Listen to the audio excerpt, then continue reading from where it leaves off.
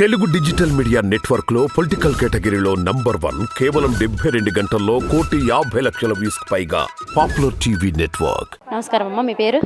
నా పేరు నన్నం దుర్గాదేవి అండి. ఏం చేస్తుంటారండి? మేము పొలిటికల్గానే ఉంటున్నామండి. అంటే వర్క్ ఏమైనా చేస్తారా? వర్క్ హౌస్ వైఫ్ అయినా. సార్ ఏం చేస్తారండి? సార్ బిజినెస్ చేస్తాను. మరి పిల్లలు ఎంతమంది అండి? నాకు ఓ పాప బాబు అండి. సెటిల్ అయిపోయారా? చదువుకుంటున్నారు? సెటిల్ అంటే పాప బీటెక్ చదువుతున్నారు, ఇంకా బాబు సెటిల్ అయినట్టే. మరి ఇప్పుడు ఫీజు రియంబర్స్మెంట్ అని, జీడీ అని ఇలాంటివన్నీ పడుతున్నాయి కదండి పిల్లలకి. పడ్డాయండి ఏమన్నా? అమ్మఒడి కానీ ఇలాంటివి ఏమన్నా? మా ఇంట్లో మా మనవరాలికి అమ్మఒడి పడిందండి, నాకు వచ్చి చేయూత పడింది. అలాగని మా కోడలికి వచ్చేసుకొని మిషన్ డబ్బులు ఒకటి పడినాయండి. అలాగే ఈరోజు మా పాప బీటెక్ చదువుతుంది, ఫీజు రియంబర్స్మెంట్ పడింది. ఇలాగా జగన్ గారు ఒక విధి. రెండోది మాకు జగనన్న హౌస్ కూడా వచ్చిందండి, మొన్నే చూపించారు, స్లాబ్ కూడా అయిపోయింది చక్కగా. మేమందరం చాలా హ్యాపీగా ఉన్నాం. ఏ ఏరియాలో వచ్చిందండి హౌస్? ఇక్కడ మిల్క్ ప్రాజెక్ట్ దాటిన తర్వాత అండి, అది ఆ ఏరియా పేరు గుర్తు రావట్లేదు.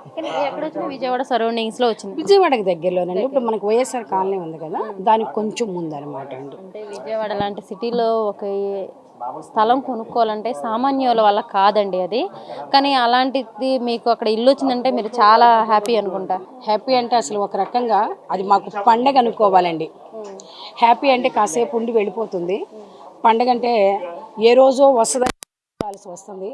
కానీ ఈ రోజున జగనన్న గారు ఇచ్చిన ఇల్లు అద్దెలు కట్టలేక ఎంతో ఇబ్బందులు పడుతూ ఈ విధంగా ఉంటున్నటువంటి మాకు ఈ రోజున మేము ఒక వ్యాపారం చేసుకోవడానికి కావలసిన సహాయాన్ని అందించింది మాకు చేయూత ద్వారా జగన్ గారండి.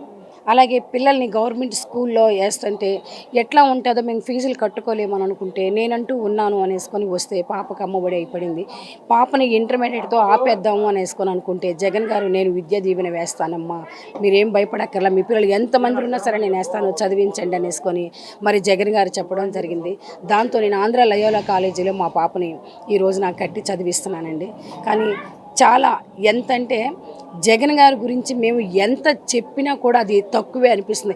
మరి ముఖ్యంగా ఇట్లకన్నిటికంటే పిల్లల విద్య ఎంత ముఖ్యమైనదో మాకు క్లియర్గా అర్థమవుతుంది. దానికి తగ్గట్టుగా ఒక సొంత ఇల్లుని ఇచ్చారు చూడండి, ఆ ఆనందాన్ని చెప్పడానికి కూడా తరం కావడం లేదు. మరి పేదవాడికి పేదవాడికైనా సామాన్యుడికైనా అంటే డబ్బున్న వాళ్ళు ఎలాగైనా ఎన్ని లక్షలైనా ఖర్చు పెట్టి చూపించుకోవడం, చదివించుకోవడం రెండూ చేయగలరండి.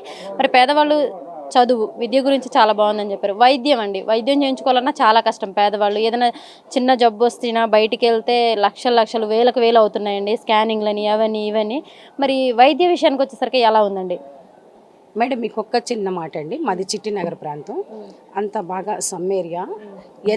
అంటే ఎవరికైనా కొంచెం బాగాలేదు హెల్త్ పరంగా అని అనుకుంటే వాళ్ళు ఒక ప్రైవేట్ హాస్పిటల్ ఏదో వాళ్ళ దగ్గర ఉన్న వస్తువులు తాకట్టు పెట్టడము, లేదంటే బిందులు ఎట్లాగైనా సరే అంటే ముందు హెల్త్ కావాలి అన్న ఒక ఉద్దేశంతో అలాగే వేయడం, లేదంటే వాళ్ళు అలాగే చేయటం, ఆ వడ్డీల కోసం వీళ్ళు గొడవలు పడి పోలీస్ స్టేషన్కి వెళ్ళిన కేసులు చాలా ఉన్నాయండి.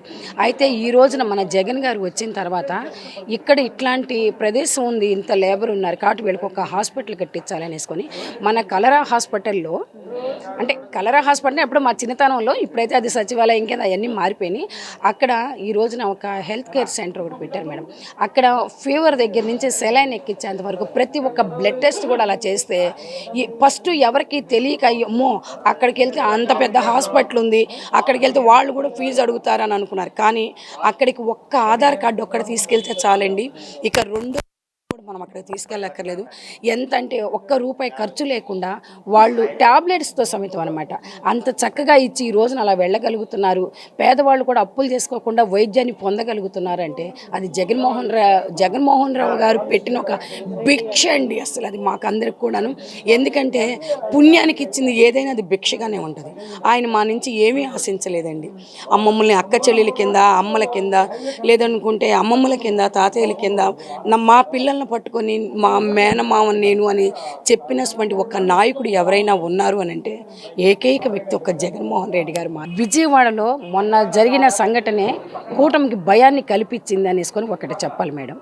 జగన్మోహన్ రెడ్డి గారు ఈ రోజున మామూలుగా బస్సు యాత్ర చేస్తూ వస్తే ఎంత అసలు వాళ్ళకి ఎంత భయం పట్టుకున్నారంటే అండి, వాస్తవంగా మేము ముగ్గురం కాదు 30 మందిని కలిసి వచ్చినా సరే జగన్మోహన్ రెడ్డి అనే ఒక వ్యక్తిని మేము ఓడించలేము, వైసీపీ పార్టీ లేకుండా అసలు మేము చేయలేము. టైల్స్ ముక్కతో క్యాట్ బాల్తో కొట్టించి ఆయనకి గాయపరిచినటువంటి పరిస్థితిని వాళ్ళు కల్పించారండి.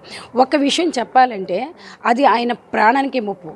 మాటికి ముందు వస్తే జగన్మోహన్ రెడ్డి గారు ఒక మాట అంటారు, మేడం పైన దేవుడు ఉన్నాడు, కింద మీరందరూ ఉన్నారు, మీ ఆశీస్సులు నాకు చాలు అని అంటారు.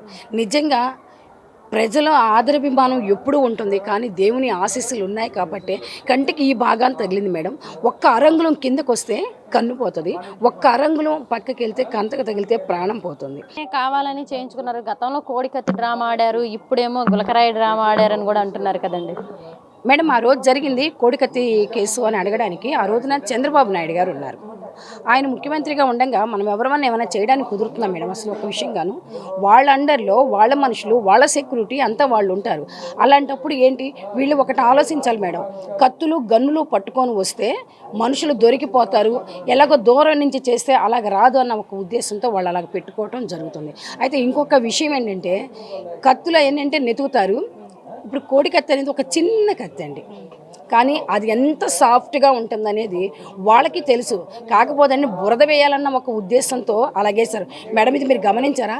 లాస్ట్ టైం ఇదే టైంలో వేశారండి, ఎలక్షన్ టైంలో. అంటే ఈ జగన్మోహన్ రెడ్డి పాదయాత్ర చేస్తూ ఇలా ముందుకు దూచుకొస్తున్నాడు, ఎలాగన్నా లేపేమని. ఆయనకి ఏదో కొంచెం అలా గీసుకోబట్టి సరిపోయింది. అదే ఏదన్నా ఒక నరానికి తగినట్లయితే హాస్పిటల్కి వెళ్ళే లోపే ఆ బ్లడ్ పోయి ఆయన ప్రాణానికి హాని. వాళ్ళు ఏం చేసినా కూడా జగన్మోహన్ రెడ్డి గారి ప్రాణానికి హాని కల్పిస్తున్నారు.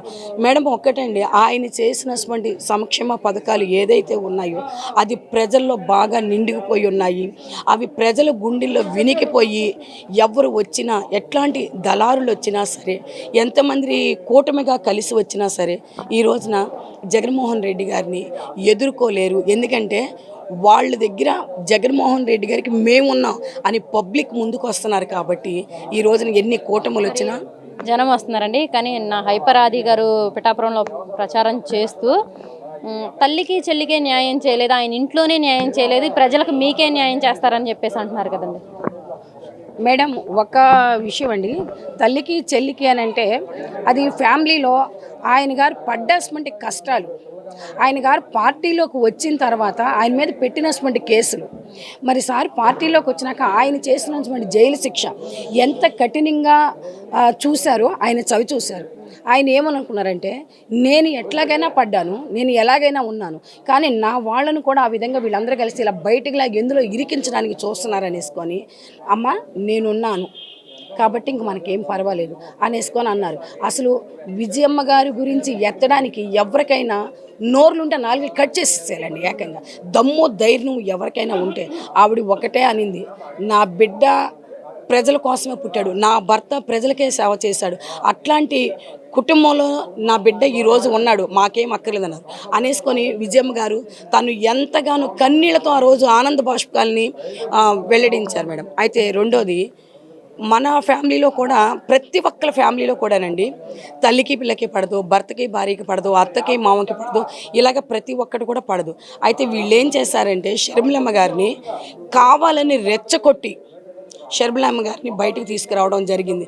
ఎందుకంటే జగన్మోహన్ రెడ్డి గారిని మేము ఎదుర్కోలేము, ఏదో ఒకటి ఒక పదవనో అదని ఇదని ఆశ పెట్టి వాళ్ళని తీసుకొస్తే ఆవిడ అనేదంటే ఇంకొకరు కూడా షర్మిల గారు మన జగన్ గారు వాళ్ళ సిస్టరు కాబట్టి ఆయమ్మ కూడా మన బిడ్డ లాంటిదే, మనం ఏమీ అనకూడదు అని ఒక ఉద్దేశం అవతల వాళ్ళ మనసుల్లోకి వస్తుంది. కాబట్టి ఆవిడని కావాలని తీసుకొచ్చారు. కానీ మేడం గారు ఎందుకో ఒకటి గుర్తించలేకపోతున్నారండి, జగన్మోహన్ రెడ్డి గారిని ఇదే కాంగ్రెస్ పార్టీ ఆ రోజున ఏమడిగారండి? ఆ రోజున జగన్మోహన్ రెడ్డి గారు కేవలం నాన్న చనిపోయారు ఇలాగా ఆయన అన్నాము ఒకే ఒక్క మాట ఏంటంటే, ఈసారి మళ్ళీ జగన్ గారు గెలుస్తారా? 100% అండి. జగన్ గారి గురించి 100కి 110% గెలుస్తారు. గెలవరు అనే ఒక మాట మనం అనుకోవడానికి కూడా చెల్లదండి.